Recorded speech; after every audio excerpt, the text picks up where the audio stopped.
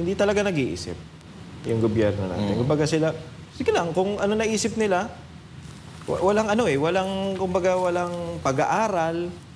Kagaya na nga lang sa EDSA, di ba, inaral daw nila, tas tinigil. Kumbaga, pag may naisip silang ganitong bagay, yan, 200, sige, tuloy natin yan. Mukhang maganda yun. Hindi nila iniisip yung pangmalakihan.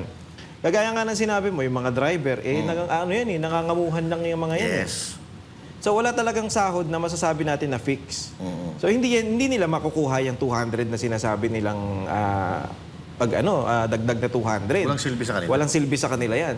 Ngayon, ang gusto nating mangyari, imbis na doon nila tuunan ng pansin yung pagtaas ng sahod, ang gawin nila, yun nga, yung sabi ko kanina, is ibaba nila yung mga presyo ng bilihin. Para lahat, miski yung nagninegosyo ng maliit, yung nagdadrive, yung mga kahit na sabihin natin yung mga nagko-construction. Kasi may mga construction na, masasabi natin Daily na... basis lang, Oo, partner? daily basis din. Tsaka yung kontrata.